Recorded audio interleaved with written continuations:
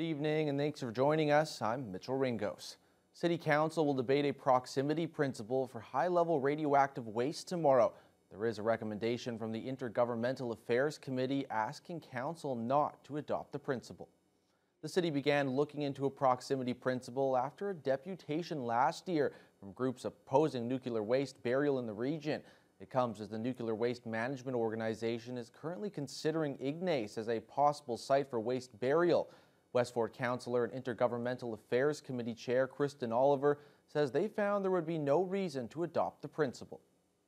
Through the research that we've done, we've quickly realized that no one else in Northwestern Ontario is doing this, and to what extent would we benefit if this was in place. Northwestern Ontario could be the place for all of Canada, in which case the proximity principle would almost be a moot point because it could be coming from anywhere.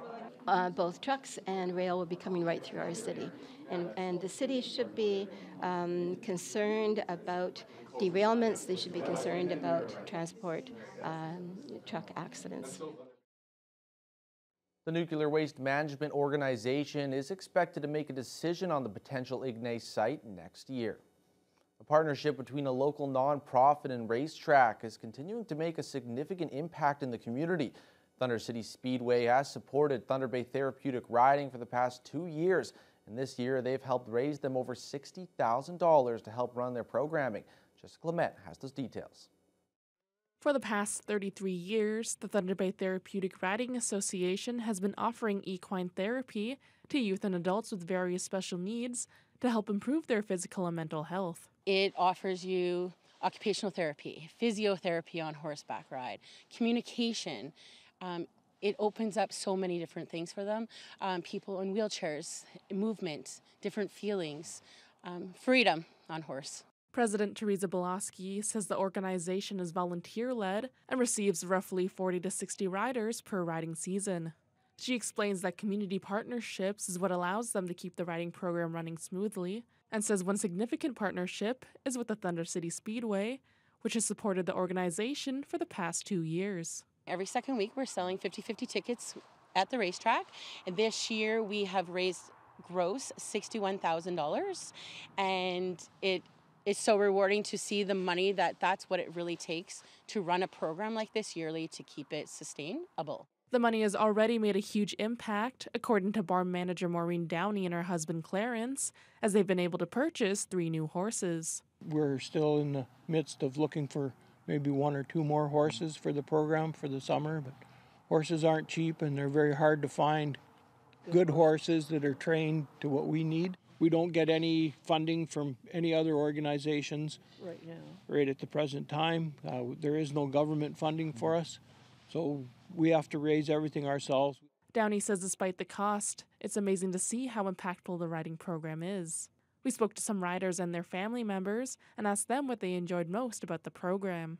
I like coming to therapeutic riding because it's nice and gentle and it's nice and calming. Oh, just the joy that it brings to all these participants.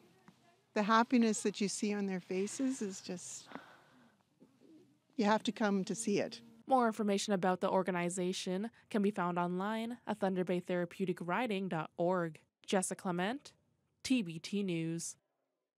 Kiiwetinoong MPP Saul Mamakwa is demanding close-to-home dialysis care for the people of his riding. That was his call to the Ford government recently at Queen's Park. In response, Deputy Premier and Minister of Health Sylvia Jones spoke of her government's healthcare investments. To get treated, they have to travel to Thunder Bay, Sioux Lookout, Dryden, or Kenora. They have to leave their homes, Speaker. They have to leave their families.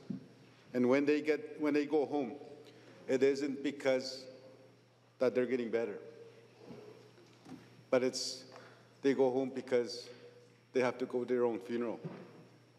When is this government going to ensure that there is dialysis care close to home for the people of Kiiwetinoong? We've invested $10.31 million in 2021-22 from the Ministry of Health to expand culturally safe and Indigenous-led mental health and addiction services for Indigenous people living on and off reserve. In 2021, Our government announced $1.5 million in annual funding to expand access to specialized mental health and addiction services in northwestern Ontario. We're getting it done. Lakehead University is putting a lid on packaged waste in its cafeterias. LU launched a new reusable container program on campus this week to promote environmental sustainability. The program is through Montreal-based company Canoe. Students can simply download the app, receive food or drinks in a reusable container, and drop the container off at one of the bins on campus. The app also allows students to earn free food and drinks the more they use the program and return containers promptly. Sustainability coordinator Ainsley Clausen says the program falls in line with LU's environmentally friendly ideology.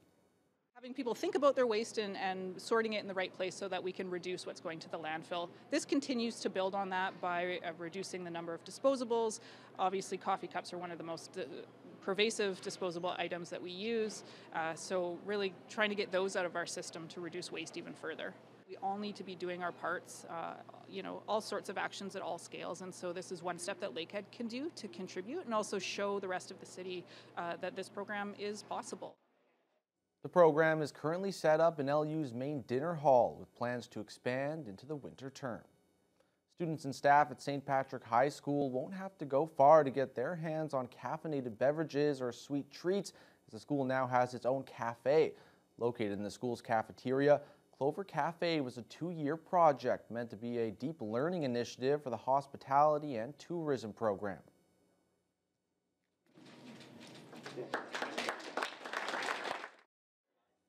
The cafe project ended up being a school-wide effort and received assistance from students and staff in various departments, including in the creation of a logo, social media accounts, and custom-made drink holders. The students in the hospitality and tourism program were very involved in creating and running the cafe. They helped figure out what equipment to buy, created the menu, and worked there to gain volunteer hours. We spoke to a couple students who said the whole project was a rewarding experience.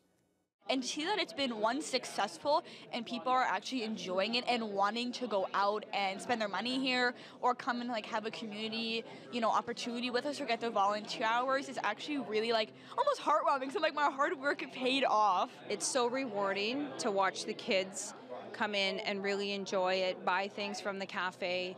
The staff I have is amazing. A real place where they can belong and get lifelong skills. The cafe is strictly for students and staff and not for the general public. Police in Marathon were recently handing out double doubles instead of traffic tickets at the OPP's Coffee with a Cop event. Officers were behind the counter handing out free coffees and teas, as well as chatting with members of the public who came out to the event. Local officials and residents came out to meet with police or show their support. Detachment Commander Cam Ducharme says their officers felt the need to reconnect with the community after the isolation of the pandemic. It's great to get out here and just for people to meet new officers in the community and also just, again, meet the community members and just, even if it's just a simple conversation, just to know that the officers are members of the community, right? And they do want to enjoy getting out there and meeting new people and discussing various topics like that. So it's just to get us out of the car and get us out there and talking to members of the public. I volunteer with the Canadian Red Cross, and so in a roundabout way, I bump into all these folks, the fire chief, the staff sergeant, victim services, the churches. So I thought it would be a good thing to come down and say hi. Show some support for our police officers. They do a fine job. Ducharme says police have always found great support from the community in Marathon. Sleeping Giant Brewing Company was celebrating Halloween today with its annual Pints and Pumpkins event. Families were invited to come out and partake in a number of family-friendly activities, including pumpkin decorating with pumpkins from Baloo's Farms, a make-your-own caramel apple bar, and a costume dance party. And while the kids were busy playing games, parents and caregivers were able to sit down and enjoy a pint. Events manager Jacqueline Brown says they're dedicated to hosting inclusive events and want everyone to join in on the fun that each season brings to the brewery. We have so much space here. Our production facility has grown and we have a lot of space in the tap room. We've always been a pretty family-friendly establishment. It's an all-ages venue other than, when we throw our events that are 19 plus after 6 or whatever. And so it just feels like being part of the community means welcoming everybody to come celebrate and enjoy the big holidays. More information about future events can be found online at sleepinggiantbrewing.ca. We're now joined by sports